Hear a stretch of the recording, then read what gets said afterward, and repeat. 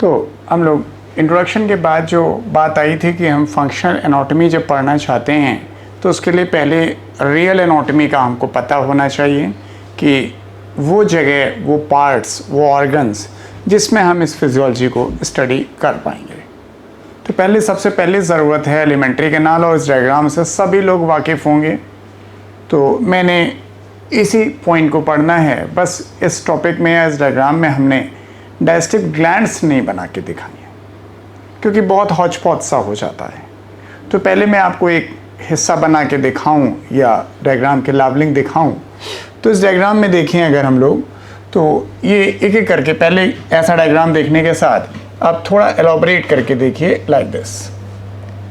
ये हमने mouth cavity का पार्ट दिखा रखा है। शुरू वाले हिस्से में हमने किया क्या, यूं लिया और ऐसे अपनी बॉडी का ऐसे सेक्शन काट दिया। तो ऐसे काटेंगे तो सबसे ऊपर की तरफ हमें नेजल पैसेज दिखाई देगा और यहाँ पर हम लोग के पास माउथ पैसेज है। सो ध्यान से, अभी आप मुंह में हाथ मेरे गंदे हैं तो मैं फिंगर अंदर कर देता। ऐसे करके जब ऊपर की तरफ आप हाथ डालेंगे तो you feel the some structure जो नाक में नहीं पहुँचता है। इसका मतलब इस माउथ कैविटी वाले सिर्फ इतने पार्ट को देखें। अगर आप पीछे तक चले जा रहे हैं तो फेरिंग्स भी आ जाएगा। तो ये फेरिंग्स वाला हिस्सा हो गया। ये जो माउथ कैविटी का हिस्सा नीचे और ऊपर है नेजल पैसेज। हमने लेबलिंग नहीं की क्योंकि मेरा चैप्टर उस जगह से गुजर नहीं रहा है। तो आप इस डायग्राम में ये देख पा रहे हैं कि हमारी एलिमेंट्री कैनाल का जो सबसे पहला पार्ट है वो माउथ है। This one is the mouth. जो ओपनिंग होती है उसे हम माउथ कहते हैं। जो अंदर चले गए तो माउथ पैसेज है। आप डॉक्टर आपसे कहता है ना ओपन योर माउथ, तो आप क्या खोलते हो? इसे तो कहते हैं मुंह बंद करो, तो मुंह बंद कर लेते हैं आप। तो ये है माउथ। जब आप अंदर पहुंच रहे हैं तो ये है आपके पास दिस माउथ कैविटी। तो इस माउथ कैविटी और नेजल कैविटी के बीच में एक पार्टीशन है, that is by the palette.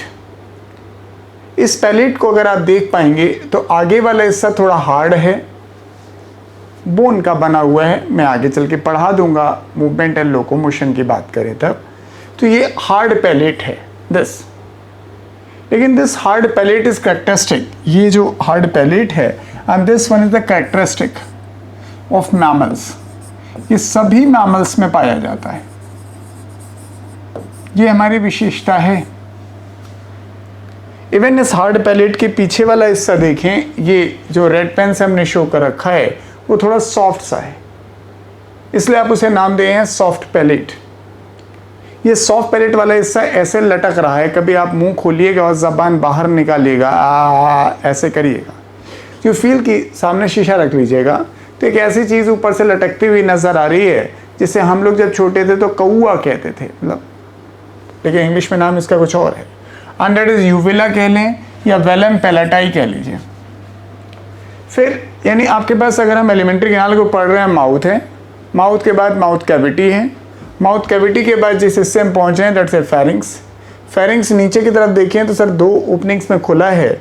एक आपके पास एयर के लिए पैसेज है तो उसे हम छोड़ रहे हैं, और दूसरा जो पैसेज है वो माउथ के लिए फूड के लिए पैसेज है तो उसे हम कैरी ऑन कर रहे हैं। तो दैट इज इसोफेगस। इसी को हम लोग नाम देते हैं फूड पाइप। ये हमारे यहाँ से इस जगह से थोरेसिक कैविटी से गुजरता है। डायग्राम देखिए, जानबूझ के थोड़ा तिरछा बनाया हमने, दैट इज़ ये थोड़ा तिरछा होता ही है क्योंकि अगर इसोफेगस ऐसे सीधा होता तो स्टमक यहाँ पर आ जाएगा, जबकि स्टमक बीचों बीच में नहीं होता, स्टमक थोड़ा लेफ्ट साइड होता है, इसलिए आपको स्टमक इधर दिखाई दे रहा है। तो हम सर इस हिस्से को देखें, यस। तो ये हमारा इसोफेगस वाला हिस्सा हुआ। Then it opens the stomach and stomach is the widest part. सबसे चौड़ा हिस्सा है आपका स्टमक, दिस। फिर स्टमक के बाद शुरू होता है स्मॉल इंटेस्टाइन, और स्मॉल इंटेस्टाइन के 3 पार्ट हैं, and that is duodenum, jejunum और इलियम। ड्यूटेनम सबसे छोटा पार्ट है, उससे बड़ा पार्ट जेजुनम है, और सबसे बड़ा पार्ट इलियम है। ये टोटल देखा जाए तो तकरीबन 6 मीटर या इवन उससे भी ज़्यादा, कभी 6.5 या 7 मीटर की हो सकती है। तो लगभग 10-12 सेंटीमीटर की ड्यूटेनम, 2.5 मीटर की जेजुनम और 3.5 मीटर की इलियम। इस जगह एक चीज़ और आपको समझ लेनी चाहिए, जो हम इलियम यहाँ पे लिख रहे हैं, एक स्पेलिंग और है ILIUM, और ये की स्पेलिंग जो हमने यहाँ पर लिखी है एंड दैट इज ILEUM। इन दोनों में डिफरेंस है, प्रोनाउंसिएशन दोनों का सेम है, दोनों को हम इलियम ही कहते हैं, लेकिन ये जब ILIUM कहते हैं तो ये बोन है, और जब ILEUM कहते हैं तो ये पार्ट ऑफ स्मॉल इंटेस्टाइन है, ये इंटेस्टाइन का पार्ट है। इसलिए अगर आपसे कोई पूछे कि इलियम क्या है तो तुरंत आंसर मत करिए, पहले आप ये देखिए कि इस टॉपिक से रिलेटेड वो पूछ रहा है। अपनी कमर पे आप हाथ रखेंगे तो साइड में जो आपको बोन महसूस होती है एकदम साइड में, तो that is ilium. Pelvic girdle की एक बोन का नाम है, क्योंकि pelvic girdle is made up of only 2 bones. Pelvic bone, एक पेल्विक बोन, दूसरी पेल्विक बोन, फिर हर पेल्विक बोन 3 बोन के फ्यूजन से बनी है, एक है इलियम, फिर एक आगे है प्यूबिस और पीछे है इस्चियम। खैर, तो मैं ये चाहता था कि ये चीज़ आपके जहन में बनी रहे, नहीं तो ऐसा ना हो कि हम इलियम जब बोलें तो आप कंफ्यूज हो जाएं कि कौन से इलियम की बात कर रहे हैं। तो खैर, स्मॉल इंटेस्टाइन काफ़ी कॉइल्ड है। फिर उसके बाद स्मॉल इंटेस्टाइन खुल रही है लार्ज इंटेस्टाइन में। लार्ज इंटेस्टाइन लॉन्ग नहीं है, लार्ज है। लार्ज का मतलब इसका सरफेस एरिया ज़्यादा होता हो। इससे कभी भी आपने इंटेस्टाइन जब बनाई होगी तो लार्ज इंटेस्टाइन को चौड़ा बनाया होगा, हमेशा ध्यान रखिए। तो वो वाइड है, डायमीटर की वजह से लार्ज कहा गया, अदरवाइज लेंथ तो तकरीबन 1.25 मीटर या maximum 1.5 metre. Even large intestine के भी हमारे पास 3 पार्ट हैं। सबसे पहला पार्ट है सीकम, जिससे एक लिम्फॉइड टिश्यू जुड़ा रहता है, उसे कहते हैं वर्मीफॉर्म अपेंडिक्स। और फिर है असेंडिंग कोलन, फिर transverse colon, descending colon, sigmoid colon. तो मैंने अभी सिर्फ कोलन लिखा, पढ़ने दें वहाँ तक। लास्ट में ये जाके रेक्टम में खुल जाते हैं, ओपन्स आउटसाइड वाया एनस। तो हमें इस डायग्राम में सिर्फ आपको लवलिंग से मतलब था। मैं एक बार फिर सीक्वेंस में, इसी सीक्वेंस में आपको पढ़ाऊँगा। माउथ है, फिर माउथ कैविटी में खुलता है, माउथ कैविटी फेरिंग्स में खुलता है, फेरिंग्स ईसोफेगस में, ईसोफेगस से स्टमक, स्टमक से सर स्मॉल इंटेस्टाइन, उसमें भी 3 पार्ट, ड्यूडेनम, जेजुनम और इलियम, और फिर large intestine, caecum, colon and rectum. तो ये एक एक करके हम इनको पढ़ना शुरू करेंगे, और ये एलिमेंट्री कैनाल का डायग्राम इस चैप्टर का सबसे पहला डायग्राम होगा। आप किताब में देखें, डायग्राम मोर और लेस ऐसे ही बना है। अब एक एक करके हम जब पढ़ना शुरू करेंगे तो जाहिर है पहले हम आपको माउथ कैविटी ही पढ़ाते हैं। तो आइए शुरू करें। ये हमारा डायग्राम बना हुआ है, that's a mouth cavity. Mouth cavity जो हमने बना रखा है, इसे आप बड़ा करके भी देख सकते हैं, लाइक दिस। यस, वही डायग्राम जो हमने वहां से लिया था, वही डायग्राम ने यहाँ एलॉबरेट करके दिखाया। तो माउथ कैविटी में ऊपर वाला हिस्सा ये नेजल पैसेज है, नीचे वाला हिस्सा माउथ पैसेज है। दोनों को पार्टीशन ऐसे किया हुआ, जैसे हमारा जो रूम है जिसमें पढ़ा रहा हूँ, एक रूम नीचे है और एक इसके ऊपर भी रूम है। तो हम अगर हाथ से ऐसे करके ऊपर जाना चाहें तो नहीं जा सकते, because there is a partition. एक रूफ है, सेम वैसे ही रूफ है। तो आप चाहे बोलिए ये हमारी रूफ है ऊपर, चाहे हमारे ऊपर की फ्लोर पे जो क्लास है वो बोले सर हमारी वो फ्लोर है, दोनों का मतलब तो एक ही है ना। तो वही बात है, माउथ कैविटी की जो रूफ है and that is made up of palate, वो पैलेट से बनी होती है, या बोलिए नेजल पैसेज की जो फ्लोर है वो बोलिए पैलेट।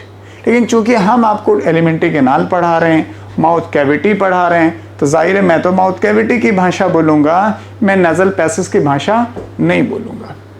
खैर, तो इस जगह देखें, जो माउथ कैविटी में आपकी जो रूफ की बात हो रही है, इसका आगे वाला हिस्सा जिसको हमने आपकी येलो पेन से बनाया है, दैट इज हार्ड या बोनी पैलेट। ये बोनी पैलेट कहलाती, हार्ड पैलेट कहलाती या सेकेंडरी पैलेट कहलाती। पीछे वाला हिस्सा नाजुक सा है तो सॉफ्ट है, और वो लटक रहा है यूविला के फॉर्म में। एक और चीज़ गौर करिएगा, ये जो हार्ड पैलेट यहाँ पर बनी हुई है, दिस, सॉरी,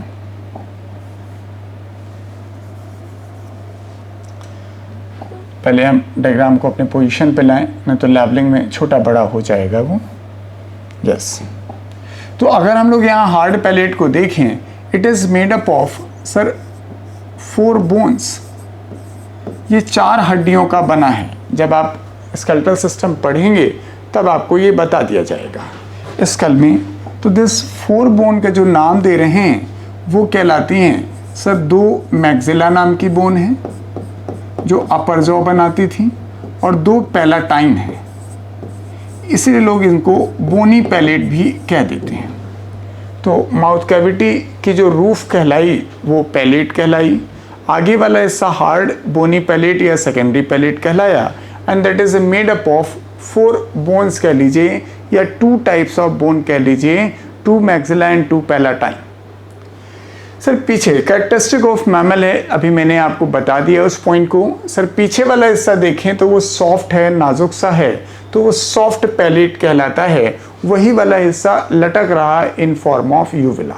इस यूविला का भी फंक्शन आप ज़रूर जान लें। इस जगह पे देखें, जब कभी हवा यहाँ से गुजरती, इस जगह से भाई नाक से ही हवा ली जाती है, मुंह से हवा लेनी नहीं चाहिए क्योंकि बहुत सारे डिफेंसिव पार्ट नाक वाले पैसेज में हैं। तो अगर आप इधर से हवा लेंगे तो फिल्ट्रेशन काफ़ी बढ़िया हो जाता है।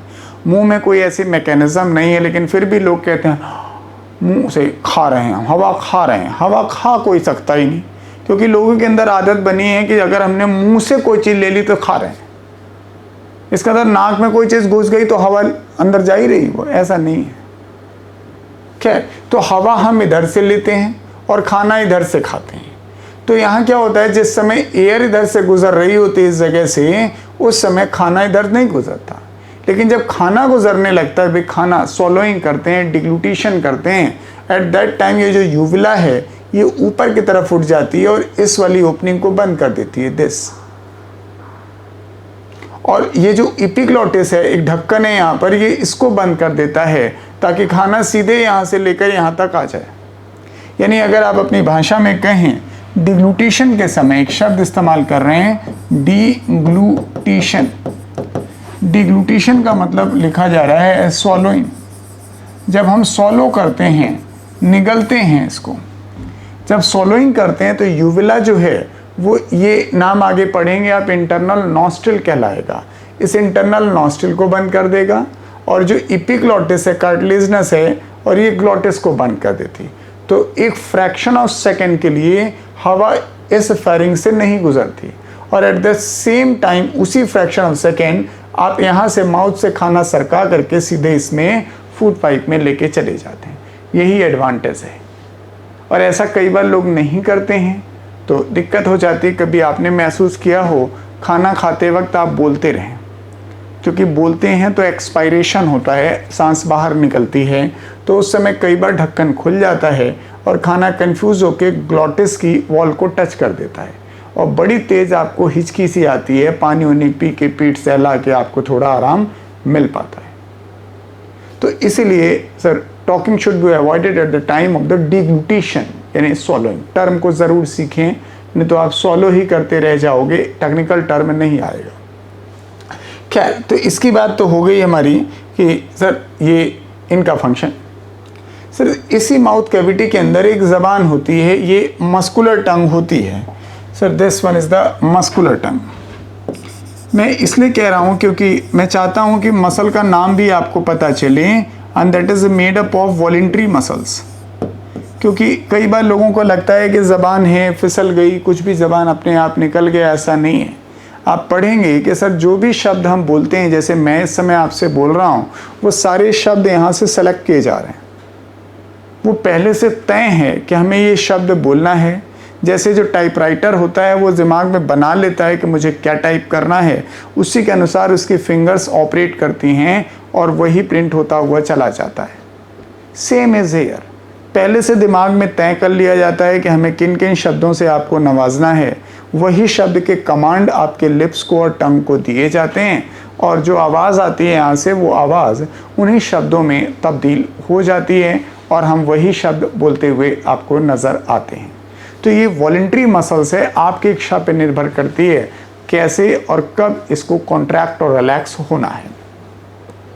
फिर ये देखें, हमारी जो टंग होती है अपने फ्लोर वाले हिस्से पर, एक जगह पर, माउथ का जो कैविटी का फ्लोर है, उस फ्लोर वाली जगह पर एक जगह से जुड़ी होती है। उस जिस जगह से जुड़ी होती है उससे हम लोग नाम देते हैं फ्रेनुलम। फ्रेनुलम तो बहुत छोटा सा अटैचमेंट है। हालांकि इस जगह पर आप कभी पढ़ेंगे तो यहाँ एक बोन भी पाई जाती है, अगर आप बोन जोड़ पा रहे हैं, समझ पा रहे हैं, मैं किसी तरह से बना दूं, इस जगह यहाँ पे एक बोन भी पाई जाती है। आपने अगर पढ़ा होगा तो इस बोन का नाम होता है हायोड, दिस। फिर टंग को आप आगे पढ़ते ही हैं, जब आप सेंसरी स्ट्रक्चर पढ़ते हैं, टंग की अपर सरफेस, ये वाली सरफेस, इस सरफेस छोटे छोटे उभार प्रोजेक्शंस दिखाई दे रहे हैं, एंड दैट इज पेपिला, उभार हैं। ये जो पेपिला आपको यहाँ पे नजर आ रहे हैं, एंड लाइक दिस, ऐसे होते हैं। तो इन्हीं के बेस पर आप कभी देखेंगे, जब आप पढ़ेंगे तो इनके ऊपर टेस्ट बड पाए जाते हैं।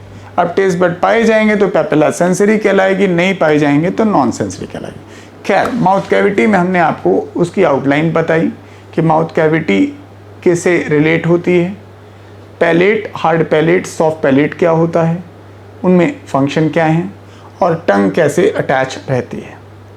अब एक्चुअली इसमें टंग का डिटेल हम आपको न्यूरल कोऑर्डिनेशन में जब सेंसरी स्ट्रक्चर पढ़ाते हैं तब आपको ज़बान के बारे में पढ़ाते हैं, क्योंकि वहीं पर जायज़ भी है और वहीं आपकी टेक्स्ट बुक में दिया हुआ है। यहाँ पर हम आपको माउथ कैविटी में एक स्ट्रक्चर और जिस डायग्राम में नहीं दिख रहा है, मैं उस डायग्राम की बात करूँगा, दैट इज़ टूथ, दांत। तो शुरू करते हैं हम दांत के बारे में जानना कि माउथ कैविटी में दांत है कैसे। यस, तो ये डायग्राम जो हमने आपको बना के दिखाया है, ये आपकी किताब में नहीं बना है। ऐसे बहुत सारे डायग्राम हम आपसे ज़रूर रिलेट करेंगे जो किताब में नहीं दिए होंगे, लेकिन इसका मतलब ये मत समझिएगा इन डायग्राम को आपको नहीं समझना है। सर, नहीं समझेंगे तो सिर्फ उतनी ही लाइनें आप लेके जाएंगे जो आप अपनी किताब में देख पा रहे हैं। किताब में तो दांत में सिर्फ 2 लाइनें लिखी हुई हैं कि 3 शब्दों को लिखा गया, थीकोडोंट, डाइफाइडोंट और थीकोडोंट, डाइफाइडोंट। एक शब्द और है, उसे भी आप समझ पा रहे होंगे, एंड दैट इज हेट्रोडोंट।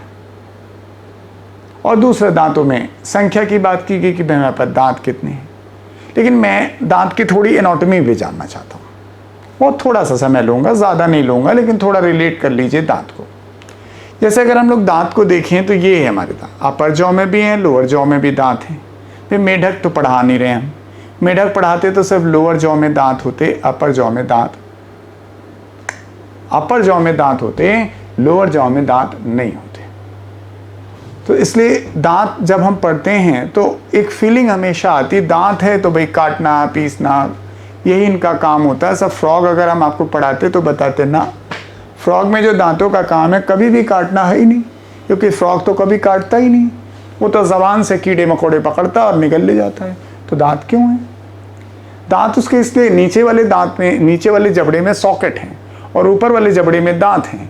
तो जब वो मुंह बंद करता है तो ये दांत इसी सॉकेट में जाके फिट हो जाते हैं, और जब सॉकेट में जाके ऐसे फिट हो जाएंगे इस जगह पे, तो सर कोई भी इंसेक्ट यहाँ से निकल नहीं पाएगा। तो इन दांतों का प्रयोग वो करते हैं कि शिकार उनका मुंह से भागने ना पाए, नहीं तो इतनी मेहनत से उन्होंने शिकार पकड़ा और निकल लिया तो फिर उनका नुकसान हो जाएगा। तो इसलिए खैर दांतों में वो काम हुआ। अब हम अपने दांत की बात कर रहे हैं, हमारे पूरे दांत को निकाल के आप ऐसे देख लें तो दांत के कुल 3 पार्ट हैं। दांत का कुछ हिस्सा हमारे जबड़े में, अपर या लोअर जबड़े में धंसा हुआ है, उसे हम कहते हैं रूट। फिर जितना, जैसे हमारे ये इतना हिस्सा रूट कहलाया, फिर जितना हिस्सा दिख रहा था उसमें काफ़ी कुछ जो पार्ट है वो गम से सराउंडेड है, मसूड़े से, तो वो कहलाता है नेक। और सिर्फ इतना हिस्सा आपको दिखाई दे रहा है जिस पे आप टूथपेस्ट जो है वो रगड़ते हैं, वो कहलाता है क्राउन। तो आपका जो दांत है, अगर आप इस हिस्से में ऐसे देख पा रहे हैं, ये देखिए दिस, तो यहाँ पर देखिए दांत का ये हिस्सा कहलाएगा क्राउन, ये हिस्सा कहलाएगा नेक, और ये हिस्सा कहलाएगा रूट। तो जो दांत के हमारे पास 3 पार्ट दिखाई दे रहे हैं, this crown part, neck part and root part, यानी जॉ बोन में जो हिस्सा दिखाई दे रहा है वो रूट है, जो मसूड़े से सराउंड है वो नेक है, और जो बाहर दिखाई दे रहा है वो क्राउन है। अब वो क्राउन किसी किसी का आपको ज़्यादा दिखाई इसलिए दे जाता है क्योंकि वो ब्रशिंग जब करते हैं तो मसूड़े को खिसका देते हैं, क्योंकि मसूड़ा उतनी मजबूती से नहीं जुड़ा होता है। तो ये जब भी कभी अब आपसे कोई क्राउन की बात करे, नेक की बात करे, रूट की बात करे, तो आपको रिलेट कर पाइएगा कि वो क्या क्या रहा होगा। अब रियल जरा डायग्राम देखिए, दांत का हमने इसका सेक्शन काट रखा है ये। तो दांत का जब हमने सेक्शन काटा तो हमने सोचा वो हिस्सा आपको ज़रूर दिखाया जाए जो आपके पास मसूड़े में और जॉ बोन में दिख रहा है। तो मसूड़े और जॉ बोन में ये आपको दिखता हुआ नज़र आ रहा है दिस।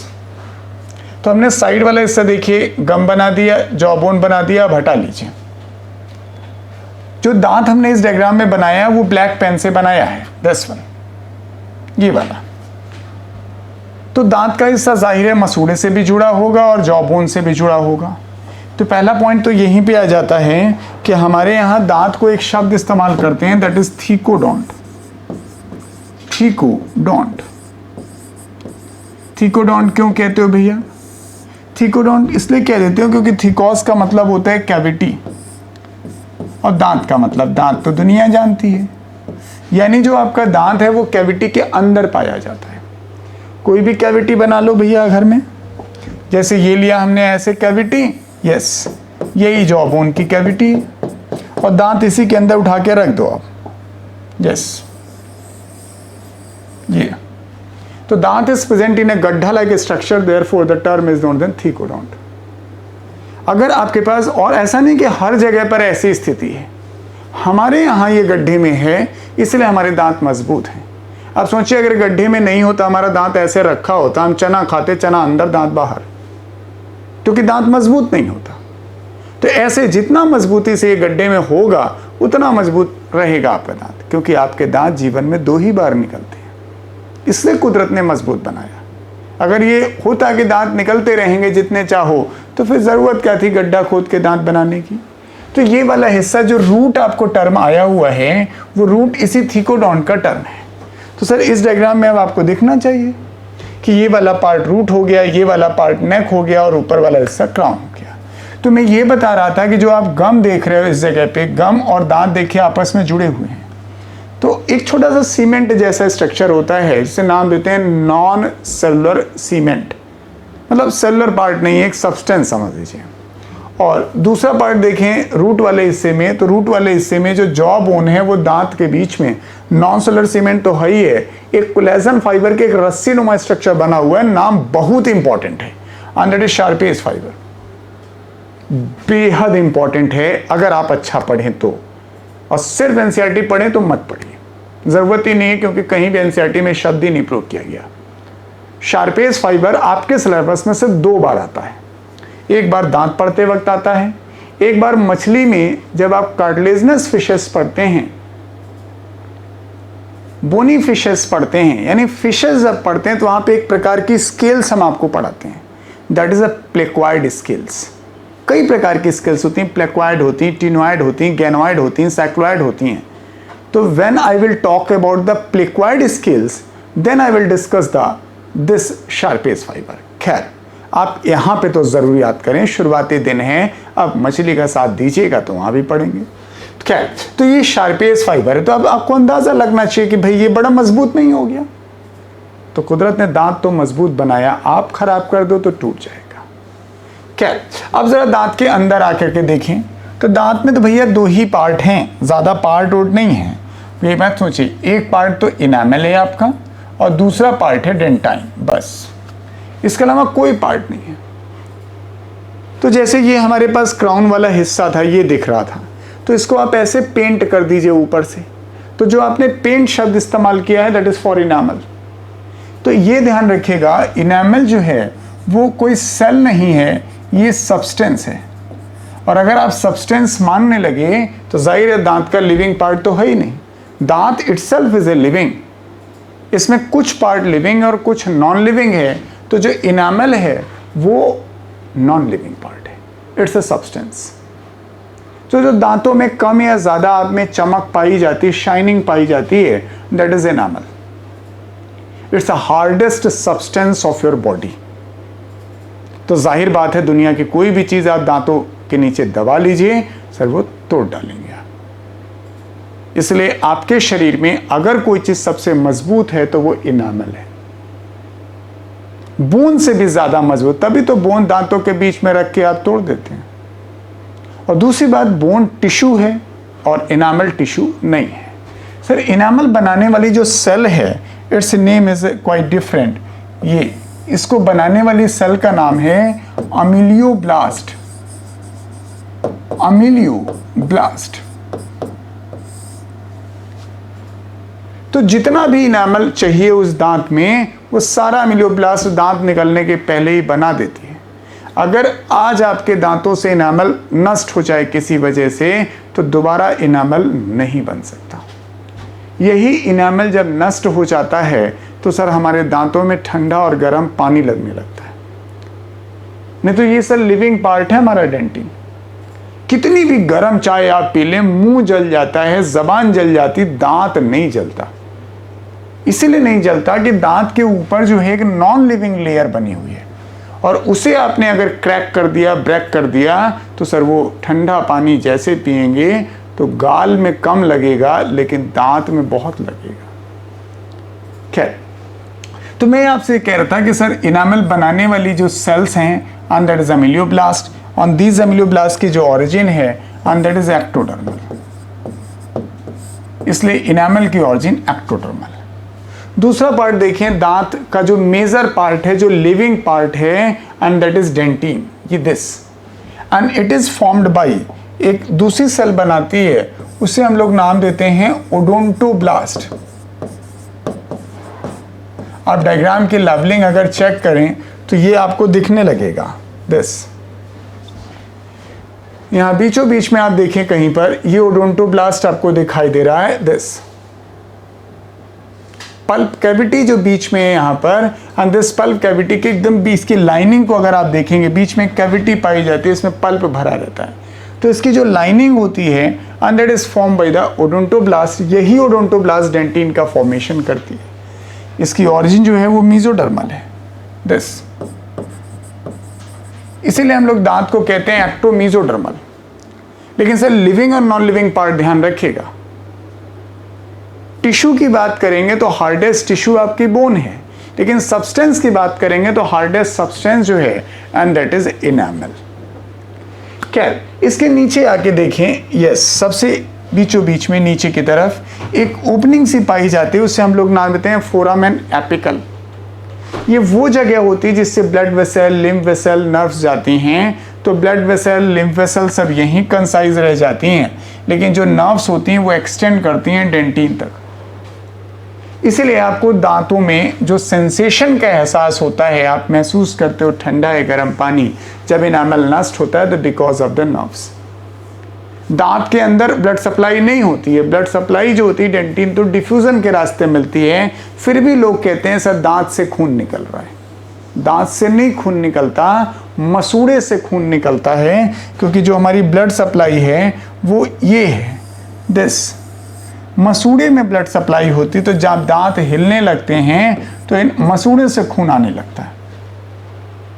तो इस तरह से आप दांत की बेसिक एनाटॉमी जान पाए कि दांत के 3 पार्ट हैं, क्राउन, नेक और रूट। फिर जान पाए कि सर इसके 2 चीज़ों से मिलकर बना है, इनामल और डेंटिन। इनामल की ऑरिजिन अलग है और डेंटिन की ऑरिजिन अलग है।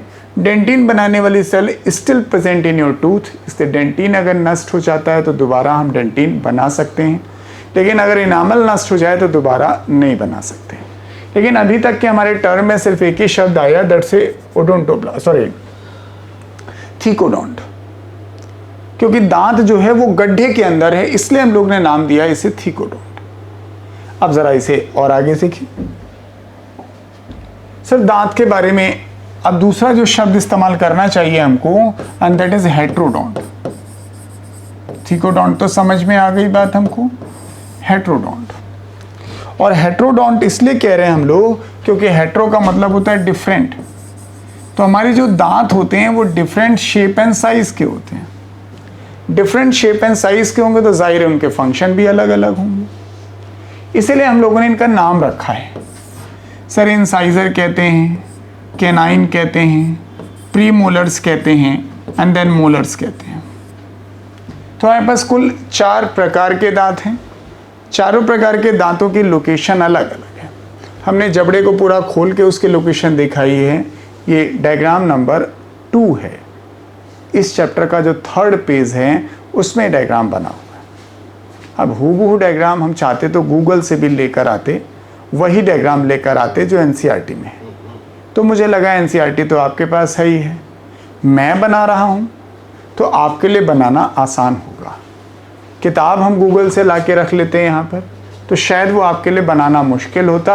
आप कहते हैं हम आपका बोर्ड नहीं देखेंगे, किताब में ही देखेंगे। इसलिए दोनों में डिफरेंस है, और ये डिफरेंस जब आप खुद बनाएंगे डायग्राम को तभी समझ में आएगा। खैर, तो हमने आपको इनकी लोकेशन दिखाई है। जबड़ा पूरा ऐसे खोल के खड़ा कर दिया है। जो सबसे आगे की तरफ दांत पाए जाते हैं उन्हें इंसाइजर कहते हैं, इसलिए इंसाइजर को हम फ्रंट टीथ के नाम से जानते हैं। यस, ये हमारा फ्रंट टीथ कहलाया। आगे फिर उसके बगल में दोनों तरफ चलिएगा तो यहाँ पे कैनाइन होते हैं, आँख के सीध में पाए जाते हैं, इसलिए इनको आई टीथ कहते हैं। और उसके बाद उसके अंदर के जो दांत होते हैं वो चीक टीथ कहलाते हैं, वो गाल के दांत होते हैं, गाल के अंदर होते हैं। फिर इसमें खास बात यह है कि जो हमारी इंसाइजर होते हैं उनके एजेस जो होते हैं वो शार्प होते हैं, बहुत शार्प एज हैं। अब जैसे चाकू की धार शार्प होती है, इससे it is use for biting and cutting, काटने के काम में आती है। लेकिन जो आपके कैनाइन्स होते हैं उनकी एजेस जो होती हैं वो पॉइंटेड होती हैं, तो therefore it is use for the tearing and sharing. जो मांस वगैरह खाते हैं उनमें ज़्यादा विकसित होना चाहिए, और बिल्कुल होते हैं। कभी शेर, चीता कम देखा होगा, कुत्ता देखा है, जब वो मुंह खोलता है तो देखा होगा 4 बड़े बड़े दांत दिखाई देते हैं। जो 4 बड़े बड़े दांत दिखाई दे रहे हैं वो कैनाइन ही है, क्योंकि बेसिकली कुत्ता जो है वो कार्निवोर है। अब आप घर में पाल लेते हैं तो दूध पिलाना सिखा दिया होगा, अलग बात है, वो साग रोटी भी खाता है कुत्ता, लेकिन वो बेसिकली है नहीं साग रोटी और दूध पीने वाला जानवर। फिर उसके बाद आपके जो प्री मोलर्स एंड मोलर्स हैं, इनका मुख्य फंक्शन टीयरिंग, ग्राइंडिंग, यस यहाँ लिखा है, टीयरिंग शेयरिंग इनका फंक्शन है। पॉइंटेड दिस, ये पीसते हैं क्योंकि इनकी जो सरफेस होती है वो थोड़ी चौड़ी होती है। चौड़ी होने के कारण जब इस पर रगड़ा जाता है कोई चीज़ तो ग्राइंड हो जाती है। इसलिए इसमें जो मोलर्स होते हैं उनके लिए एक नया शब्द और इस्तेमाल होता है, ये टेक्स्ट बुक में नहीं है, दैट्स ए बूनोडोंट। बहुत तरह के दांत होते हैं, दैट इज उसको अगर आगे जोड़ा जाता लोफोडोंट कहलाता है एक शब्द, तो वो नहीं पढ़ना है। सिर्फ बूनोडोंट इसलिए बता रहा हूँ कि अगर आप इसका कस्प देखें, मोलर का कस्प, इस जगह पे मोलर का कस्प देखें तो उसके ऊपर छोटे छोटे प्रोजेक्शंस पाए जाते हैं, जैसे ऐसे लगता है सरसों के दाने रखे हुए हैं। द टर्म इज बूनोडोंट, इसी को कहते हैं। तो जैसे सिलबट्टा नहीं देखा होगा, उसकी सरफेस रफ होती है तो फिर उसमें वो पीस आसानी से देता है, ग्राइंड आसानी से कर देता है, यही इनका पर्पस होता है। तो ये जो हमारे पास हेट्रोडोंट शब्द आया वो यही शब्द है, दिस। फिर अगला हिस्सा देखेंगे, क्योंकि हम लोगों ने 2 शब्द पढ़ लिए, दोनों शब्द को फिर से दिखा दूं। एक तो आपने थीकोडोंट पढ़ लिया, इसलिए कहा थीकोडोंट क्योंकि जबड़े के अंदर गड्ढा है, उसी गड्ढे में पाए जाते हैं। दूसरा शब्द इस्तेमाल किया हम लोगों ने हेट्रोडोंट, क्योंकि शेप और साइज की बात की तो कहा से 4 प्रकार के दांत पाए जाते हैं, इसलिए हेट्रोडोंट कह दिया। तीसरा शब्द आने वाला है दैट्स ए डाइफाइडोंट। सर, इंसान में दांत 2 बार निकलते हैं, जीवन में दांत 2 बार निकलते हैं, 2 से ज़्यादा नहीं निकलते हैं, उनका अपना एक समय है। तो यही 3 शब्द बोल्ड लेटर में आपकी किताब में लिखे हैं। मैं डाइफाइडोंट को एक्सप्लेन कर दूं। जो हमारा डाइफाइडोंट है, जो पहला सेट निकलता है, फर्स्ट सेट,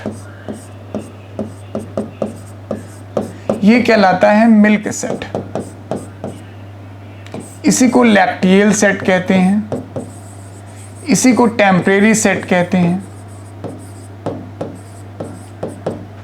और जो दूसरा सेट निकलता है, सेकेंड सेट, ये परमानेंट सेट कहलाता है।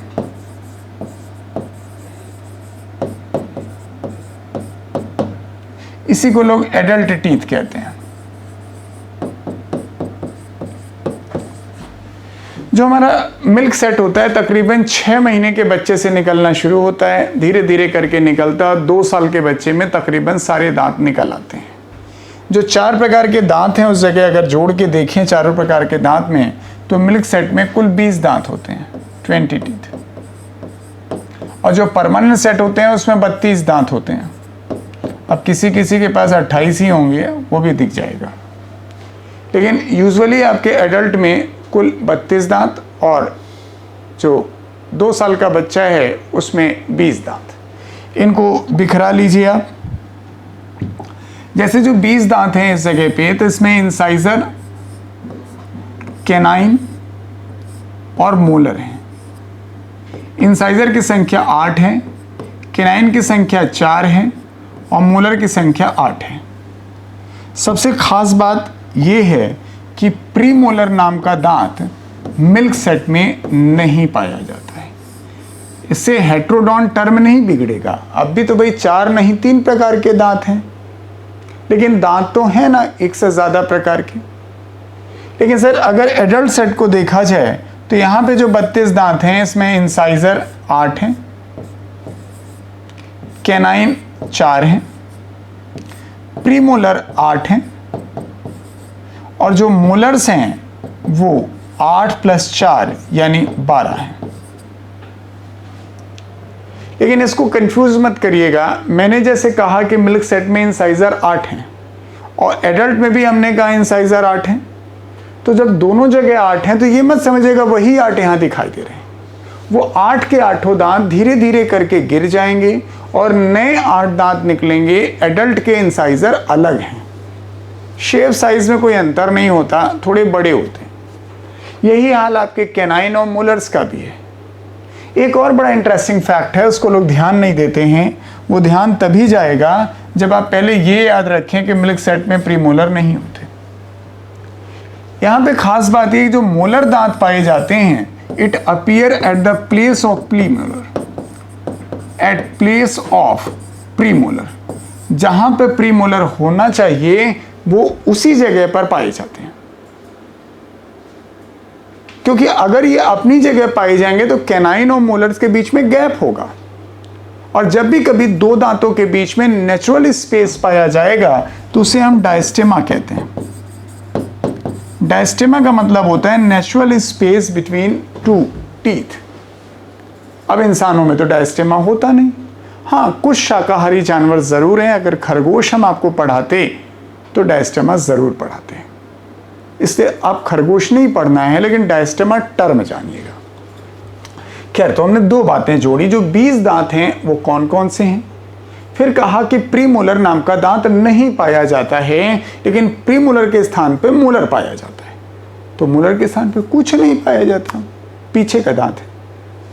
यही जब एडल्ट सेट निकलते हैं तो प्रीमोलर अपनी जगह निकलना शुरू हो जाता है। तो जाहिर है जो मोलर्स होते हैं उसको अपने स्थान पे निकलना होता है। तो फिर एक बात आप ज़रूर सोच रहे होंगे कि ये काहे छोड़ दिया भैया, 8 + 4 क्यों लिखा है।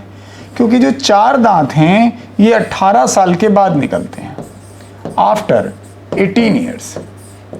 और जब 18 साल के बाद निकलते हैं तो उम्मीद यही की जाती है भाई 18 साल के बच्चे के दिमाग उमाग तो हो ही जाता है, अच्छे बुरे की पहचान हो जाती है, इसलिए हम लोग उसको विजडम टीथ कहते हैं।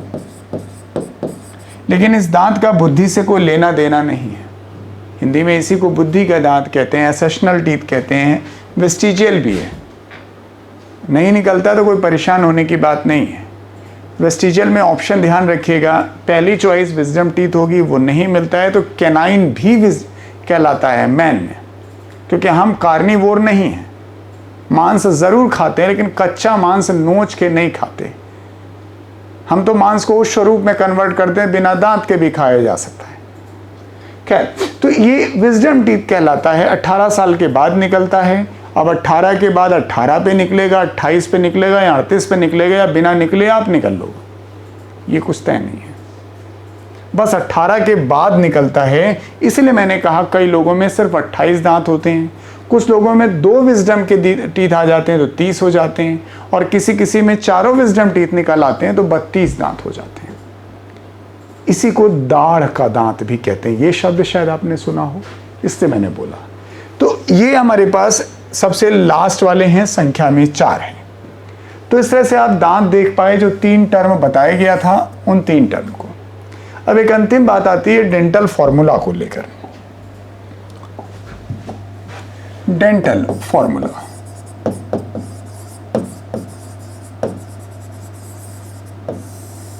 डेंटल फॉर्मूला कहलाता है arrangement of the half jaw, upper lower both. तो जैसे मान लीजिए हमने अपने जबड़े को दिखाया तो हमारा जबड़ा ऐसे है, अपर लोअर दोनों दिखा दूं मैं। फिर सबसे आगे आपने कहा फ्रंट इंसाइजर है, फिर कैनाइन है, फिर प्रीमोलर है, फिर मोलर से।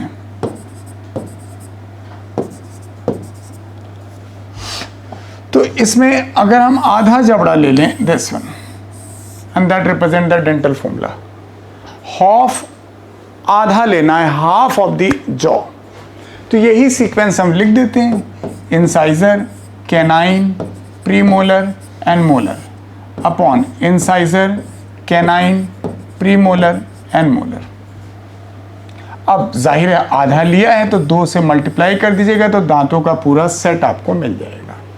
जैसे आपको ज़्यादा अब याद नहीं करना है, हम एडल्ट सेट की बात करें हमारे यहाँ, दैट इज 2 1 2 3 अपॉन 2 1 2 3। कोई नहीं ऐसा है जिसको नहीं आता होगा। 21 23 बटा 21 23 मीन्स अपर हाफ में आपके पास इंसाइजर 2 हैं, लोअर हाफ में भी 2 हैं, तो 4 हुए। आप जब 2 से मल्टीप्लाई कर दोगे तो इंसाइजर की संख्या 8। ऐसे अपर हाफ में आपके पास 1 कैनाइन, लोअर हाफ में भी 1 कैनाइन, तो 2 कैनाइन, 2 से मल्टीप्लाई करेंगे तो 4। तो ऐसे जोड़ के देखेंगे तो you will get 16 teeth on the upper jaw and 16 on the lower jaw. ऐसे हम लोग दूसरा हिस्सा देखिए, दैट्स ए मिल्क सेट।